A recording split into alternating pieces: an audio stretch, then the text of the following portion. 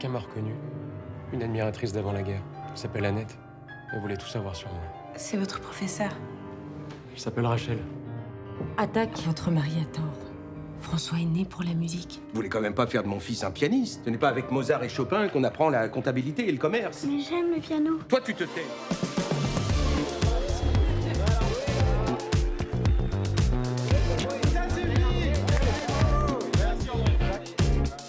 Le choix du pianiste, quelle épopée, quelle histoire incroyable. Jacques Otmesguin qui réalise ce film avec Oscar Lesage, Zoé Adjani qu'on retrouve avec joie et André Manoukian enfin dans le rôle d'un chef d'orchestre. Et enfin au cinéma. Alors, ouais, c'est vrai que Jacques, on peut dire quoi ce film, le choix du pianiste? Parce qu'à un moment donné, c'est quoi? Entre le choix entre le bien et le mal, on est avec des périodes tourmentées de l'histoire, oui, et un jeune prodige du piano. Oui, c'est-à-dire il est emporté par l'histoire. Et son choix, il est fait d'office, quoi. C'est l'amour, c'est la musique, c'est cette femme, c'est Pierre Lagrange, c'est Rachel. C'est une femme professeure. Qui va le sortir de sa condition en lui apprenant l'amour de la musique, qui s'appelle Rachel. Voilà. Mais elle n'a pas eu de mal parce qu'il a eu un coup de foudre à 10 ans, on le voit très bien.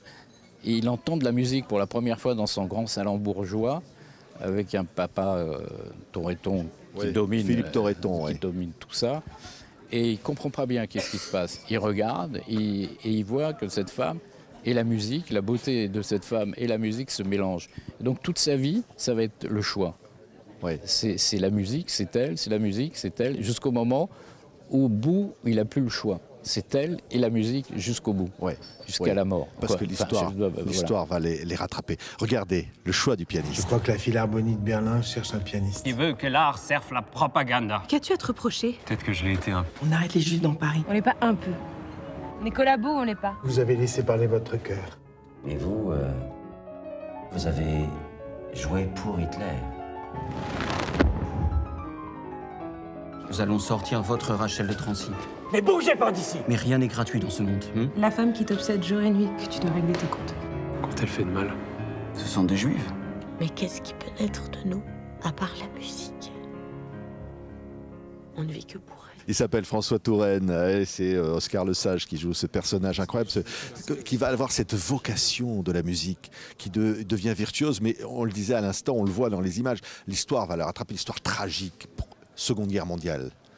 Et donc, il est face à ce choix, éventuellement vouloir sauver celle qui lui a tout donné, et qui s'appelle Rachel, qui se prénomme Rachel, dont on devine ce qui va lui arriver. Oui, je pense que jouer pour le régime nazi, c'est un choix, effectivement, et qui est très dur parce que ce qui le rend le plus heureux au monde, il le met au service de ce qu'il y a eu de pire dans l'histoire de l'humanité. Mais effectivement, il finit par choisir l'amour, mais ça le détruit en même temps, en tout cas dans cette partie-là d'histoire. Oui, il doit aller jouer, y compris, on va en parler, André Manoukian va aller jouer pour les nazis, mais pour sauver une femme juive des camps de la mort. Zoé Adjani, c'est un film, Annette et ce personnage, c'est un film qui a du romanesque, au moment donné, on a le choix entre le bien et le mal, et on ne sait pas où est la frontière. Non, on oublie vite, peut-être, quand on est perdu, comme je pense François l'est quand je le découvre dans le film, c'est très compliqué de mettre la frontière entre le bien qu'on veut s'octroyer et le mal qu'on a subi. Parce qu'à un moment donné, ça se mélange aussi. Et je crois qu'Annette, là, arrive dans sa vie comme un rayon un peu de lumière et de joie qu'il a perdu pendant très longtemps. Un peu comme toi, quand tu arrives dans la vie, t'es un rayon de lumière. On m'a pas choisi pour rien. Zoé, c'est parfaitement ça. Quand je l'ai vu, j'ai dit, il n'y a pas de casting, il n'y a pas d'essai. Allez, c'est Zoé. C'est elle.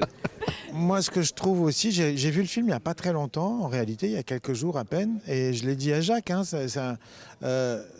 ce film m'a bouleversé, pas parce que j'y suis, mais parce que c'est très difficile de faire un film juste sur la musique.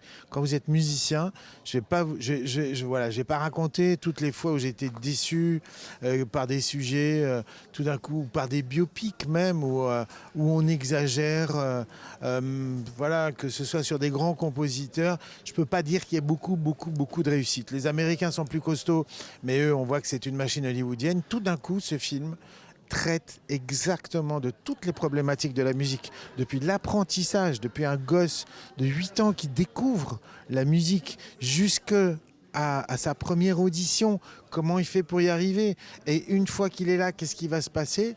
Et encore une fois, le miracle de Jacques, c'est qu'il arrive à nous faire aimer ce larghetto de Chopin qui tout d'un coup devient un personnage clé du film.